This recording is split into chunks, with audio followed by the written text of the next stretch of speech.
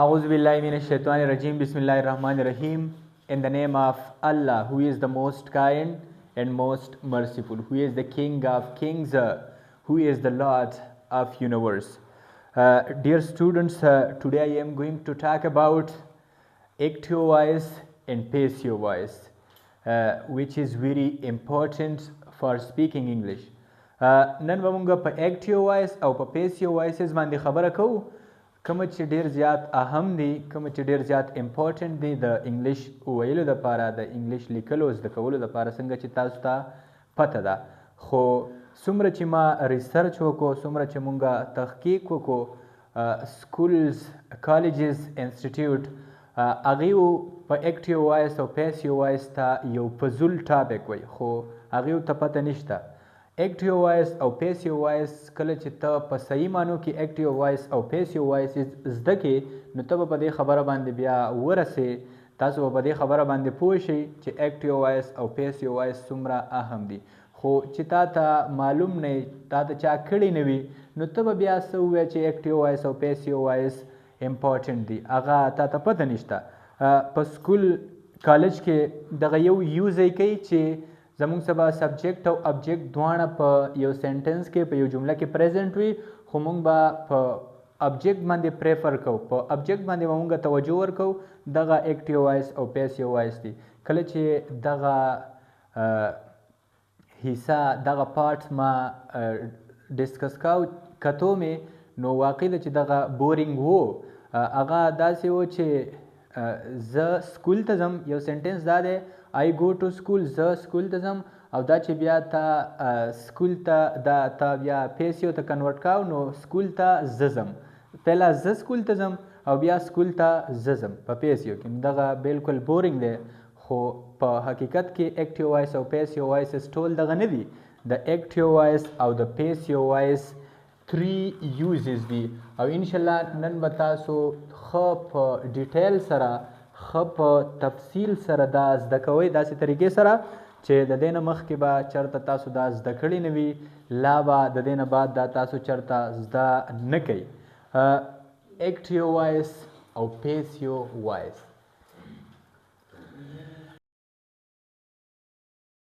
اکټیو وایس او دا سایډ شو پیسیو وایس. نو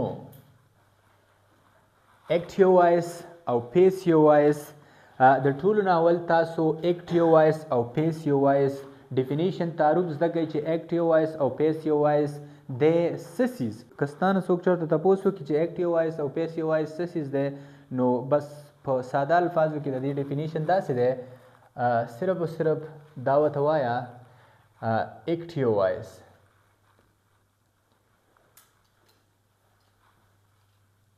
active voice and passive voice. They are both. دا دواړه. They are both څه مطلب دی؟ دا دواړه. They are both parts of sentences. څوک درنه تپوس وکړي چې اکټیو وایس او پیسیو وایس څه ته وایي، نو بس صرف ورته وایي اکټیو وایس اینډ پیسیو وایس they are both parts of a sentence. دا دواړه د سنټنس حصه ده. یعنی که اکټیو وایس وي نو دا هم د جملو حصه ده، او که پیسیو وایس وي دا هم د جملو حصه ده یا د جملې حصه ده. یعنی اکټیو وایس هم جمله ده او پیسیو وایس هم جمله ده. دا دواړه جملې دي. اوس به مونږ زده کوو چې د اکټیو وایس او پیسیو وایس څو کاینډز دي، څو اقسام یې دي. ټیک ده. نو په یاد ساتئ د اکټیو وایس او پیسیو وایس 3 کاینډز دي. There are 3 kinds of active voice and passive voice. څه مطلب؟ د اکټیو وایس او د پیسیو وایس څو کاینډز دي؟ 3 کاینډز دي. نمبر 1 اکټیو وایس. که تاسو ووایئ چې د پیسیو وایس 3 کاینډز دي هم ټیک ده، خو د دې سره سره اوس مونږ اکټیو وایس یو ځل بیا زده کوو. اکټیو وایس تاسو چې څنګه پریزنټ انډیفینټ ټینس زده کړی دی، پریزنټ کنټینیوس ټینس هم زده کړی دی، پریزنټ پرفیکټ ټینس هم زده کړی دی او دغسې تر اخرې پورې فیوچر پرفیکټ کنټینیوس ټینس هم زده کړی دی نو دا ټول ایکټیو وایس دي دغسې تاسو څومره لسته پورې ماډل ورب زده کړي دي نو دغه ټول ایکټیو وایس جملې دي د دې نه بعد به اوس موږ پیسیو وایس زده کوو ایکټیو وایس کې دا زموږ سره 3 کاینډز اف پیسیو وایس دي 3 اقسام دي د پیسیو وایس نمبر 1 ایکټیو وایس کې زده کوو وین څه ته وایي کله چې وین سبجیکټ الکه سبجیکټ څه ته وایي فاعل ته فاعل ورته په اردو کې وایي سبجیکټ ویلی کېږي فاعل ته په انګلیش کې ورته وایي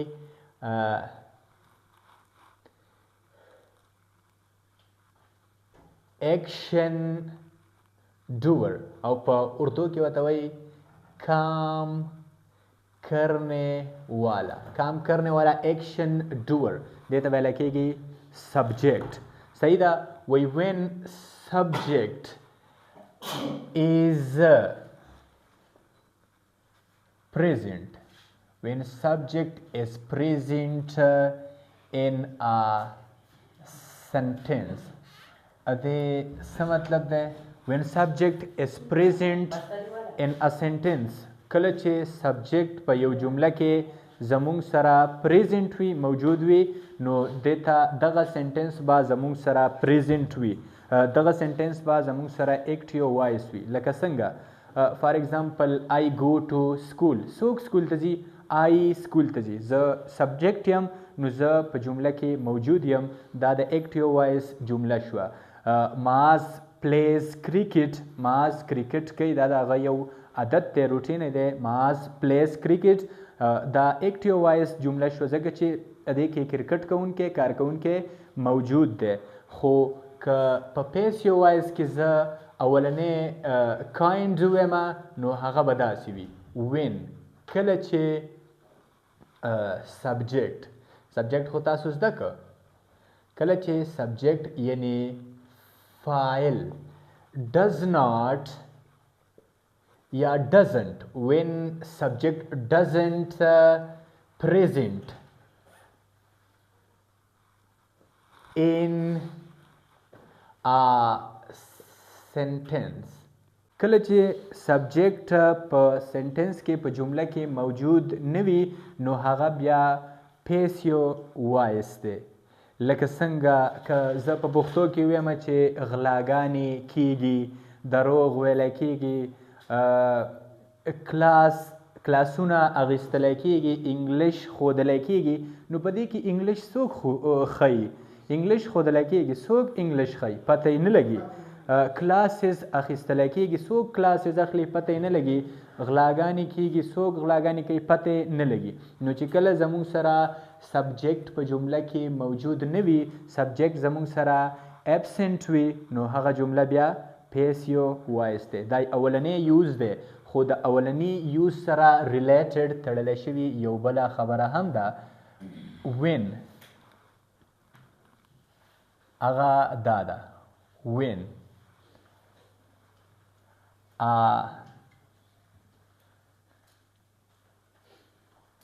sentence when a sentence gives ورکوي answer of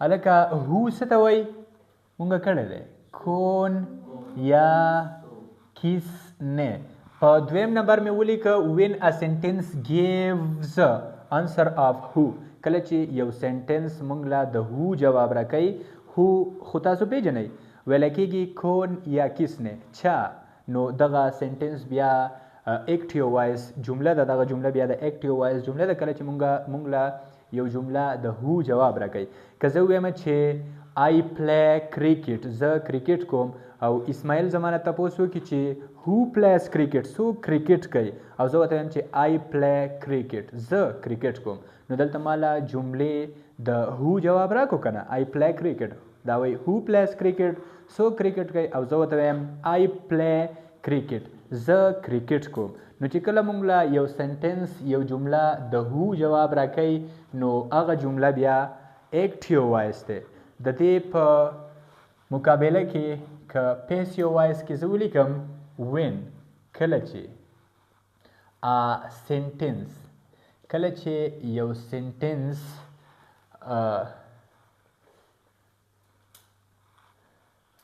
doesn't give، کله چې یو سنټنس نه ورکوي answer of who، کله چې یو سنټنس د هو یعنی څنګه چې تاسو ته ما وویل هو ویلی کېږي کون یا کس نه، د دې جواب نه ورکوي نو دغه جمله بیا پیسیو وایس ده. لکه په اردو کې به د دې اگزامپلز داسې وي که زه ووایم چې سړکې تعمیر کی جاتی ہیں، د دې جملې څه مطلب دی په پښتو کې؟ سړکونه تعمیر کیږي، کنسټرکټ کیږي، جوړیږي. نو مونږ له د هو جواب په دې جمله کې څوک راکوي؟ کون، څوک سړکونه جوړوي. ټیک ده. نو چې کله مونږ له یو جمله یو سنټنس د هو جواب نه راکوي نو هغه به بیا پیسیو وایس وي.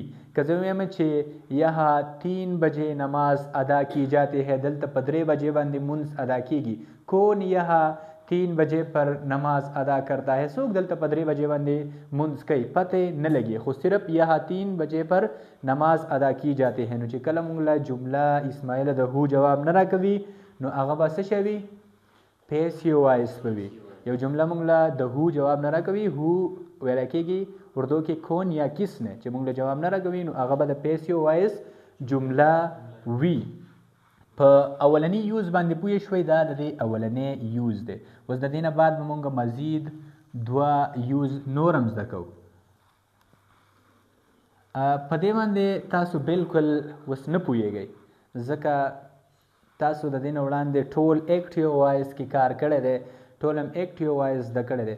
دلته تاسو اوس پزل یئ، کنفیوز یئ چې څنګه سبجیکټ به بعضې ځای کې وي، بعضې ځای کې به سبجیکټ ایبسنټ وي، بعضې ځای کې به موږ له سنټنس د هو جواب راکوي، بعضې ځای کې به د سنټنس د هو جواب نه راکوي. په دې باندې به تاسو په آرام آرام سره پوهیږئ. نن چې صرف تاسو د دې استعمال باندې پوه شئ، د دې په کاینډز باندې پوه شئ چې د دې دومره اقسام دي، نو دغه هم ډیره غټه خبره ده. ټیک ده. په 2م نمبر باندې مونږ زده کوو د ایکټیو وایس د پیسیو وایس چې کومه کاینډ دی نو هغه دی سکولونو کې چې کومه ښایي یا په کتابونو کې کومه یوز دی هغه دا دی. ګوره ورته وین سبجیکټ، سبجیکټ خو تاسو پیژنئ، کارکوونکی. وین سبجیکټ اینډ object، کله چې سبجیکټ او object both څه ته ویلی کېږي؟ دواړو ته. when subject and object both are present، present څه ته ویلی کېږي؟ موجود ته. کله چې سبجیکټ او object دواړه موجود وي and او مونږه we prefer on subject and we prefer on subject، مونږه په سبجیکټ باندې ترجیح ورکو. پریفر څه ته ویلی کېږي؟ ترجیح ته. ترجیح څه ته ویلی کېږي؟ توجه ته. کله چې سبجیکټ او object دواړه په جمله کې موجود وي خو مونږه په سبجیکټ باندې توجه ورکو، په سبجیکټ باندې پریفر ورکو and subject او subject we under او subject we under consideration.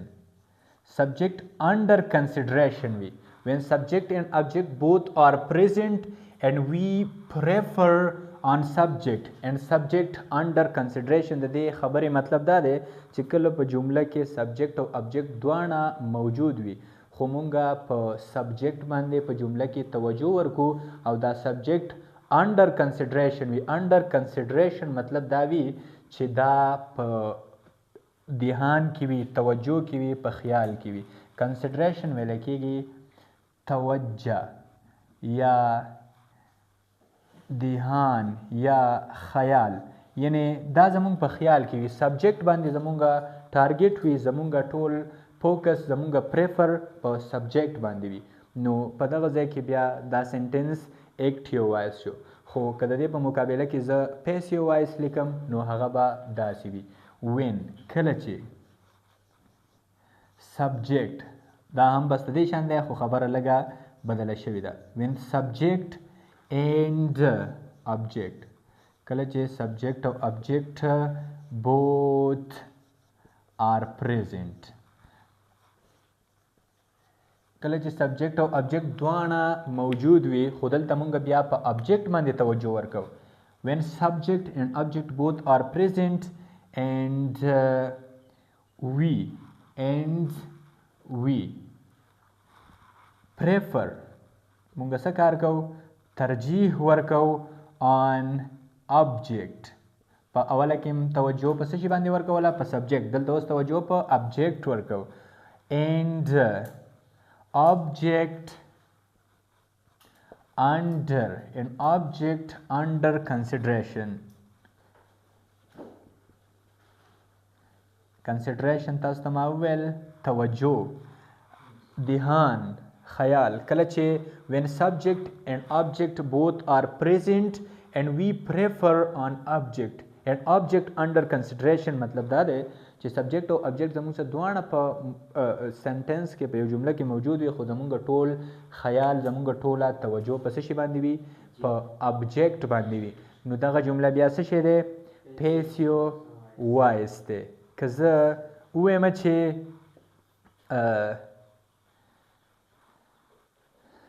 I played cricket، ما څه کار وکړو؟ کرکټ مې وکړو. خو که دا جمله زه پیسیو ته واړوم نو the cricket was played by me، دا کرکټ ما وکړو. اوله کې ما وویل I played cricket، کرکټ ما وکړو. خو که زه وایم چې the cricket was played by me، دا کرکټ ما وکړو. پهلا مې وویل ما کرکټ وکړو، په دویم نمبر کې مې وویل کرکټ ما وکړو. ټیک ده. دا تاسو داسې یو دم زده کولی نه شئ. فلحال چې تاسو دا خبرې د ځان سره ولیکئ او دا زده کئ نو دا هم کمې نه دي. انشاءالله د دې نه بعد به تاسو بیا په ایکټیو وایس او پیسیو وایس باندې داسې پوه شئ څنګه چې تاسو ته ما د کلاس په سټارټ کې وویل چې دغسې به تاسو چېرته پوه شوي نه یې، نه به تاسو په راروان ټایم کې تاسو په دې طریقې سره څوک پوه کړي. ټیک ده. په دریم نمبر یوز د دې داسې دی، په دریم نمبر کله چې په یو ایکټیو وایس کې یو سبجیکټ، یو کارکوونکی کار وکړي، هغه په خپل کار باندې پراید فیل کوي. پراید ویلی کېږي څه شي ته؟ فخر ته. په ایکټیو وایس کې چې یو کارکوونکی کار وکړي نو هغه په خپل کار باندې فخر کوي، فخر به فیل کوي. که زه ستانه تپوس وکړم چې who played cricket، کرکټ چا وکړو، او زه وایم چې I played cricket، کرکټ ما وکړو، زه فخر محسوسوم په دې خبره. who passed the exam، exam چا پاس کو؟ I passed the exam، exam ما پاس کو. که زه وایم چې who closed the door، دروازه چا بنده کړه، او ته وایې چې I closed the door، دروازه ما بنده کړه، په دې خبره باندې ته فخر محسوسې. خو که زه پیسیو وایس ته راشم نو په پیسیو وایس کې په یوز نمبر 3 کې کله چې سبجیکټ یو کار وکړي نو هغه په هغې باندې افینډډ وي. افینډډ څه ته ویلی کېږي؟ ناخوش ته ویلی کېږي. ناخوش، یا مونږ ورته ګناهګار هم ویلی شو. خو ناخوش او ګناهګار څه مطلب دی؟ د ناخوش او ګناهګار مطلب دی اپینډنټ. د ناخوش او ګناهګار مطلب دا دی چې یو کار دې کړی وي خو په هغې باندې ته خفه یې، ته په هغې باندې فخر نه محسوسې. لکه که زه ووایم چې who stole، غلا چا وکړه؟ who stole، کس نے چوری کیا، غلا چا وکړه. او ته ووایې چې مطلب stole سره who stole the bed، بیډ چا پټ کو؟ who stole the chair، کرسۍ چا پټ کړه؟ who stole ball وغیره وغیره. او ته ووایه چې the ball was stolen by me. دا بال زمانه پټ کړلی شو. ټیک ده.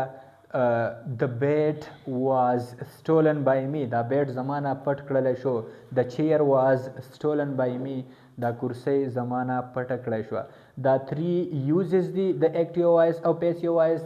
صرف او صرف دا مې درته یو ډانچه برابر کړه چې دا خبرې به مونږ په active voice او په passive voice کې زده کوو. یعنې په دې 3 رولز باندې به مونږ اول 12 tenses اپلای کوو. 12 tenses کې به دا کوو. بیا به ماډل وربس چې کومه دي هغې کې به دا کوو. اولنی یوز، دویم یوز او دریم یوز. په 12 ټینسونو کې په ماډل وربس کې به دا مونږ کوو. یعنې دا چې کومه سټرکچر دی، دا چې ما کومه خبرې وکړې 12 ټینسونه باندې به دا اپلای کوو. ټیک ده. صرف او صرف دا یو سټرکچر او په ایکټیو وایس او پیسیو وایس کې څه کار ونه شو، خو صرف او صرف مې درته وویل چې ایکټیو وایس او پیسیو وایس وایسته او هغه مونږه څو کاینډز دي څنګه یې استعمالو او د هغې مطلب څه دی، لږ غونتې مطلب او د هغې ډیفینیشن. ټیک ده. د دې نه بعد به بیا مونږ په پریزنټ انډیفینټ ټینس باندې دا رول اپلای کوو چې دلته مونږ وویل سبجیکټ به زمونږ سره پریزنټ وي او دلته هم په دې اولني یوز کې ویل چې سبجیکټ به زمونږ سره ایبسنټ وي، یعنې سبجیکټ به زمونږ سره پریزنټ نه وي. نو په پریزنټ انډیفینټ ټینس نه والا تر اخره پورې 12 ټینسز کې به یې کوو او بیا مونږ وویل چې زمونږ سره به سبجیکټ پریزنټ نه وي په جمله کې، ایبسنټ به وي. نو بیا به په ماډل وربس کې دا کوو. په دویم نمبر مونږ وویل چې زمونږ سره به سبجیکټ او ابجیکټ دواړه موجود وي، خو مونږ به پریفر ترجیح په ابجیکټ باندې ورکو. نو په دې طریقه په دې کوډ په دې پیټرن باندې به بیا مونږ 12 ټینسز او آل ماډل وربز او څومره چې WH ورډز دي هغه به په دې پیټرن باندې کوو. دلته هم وویل چې کارکوونکی به اپینډنټ وي. اپینډنټ مطلب نافخر، فخر به په خپله خبره باندې نه کوي، ملامتیا به ظاهروي. نو په دې پیټرن باندې به بیا مونږ 12 ټینسز او آل ماډل وربز او WH ورډز په دې پیټرن به پې اپلای کوو او دا هغې نه بعد به بیا دا هم کوو. ټیک ده.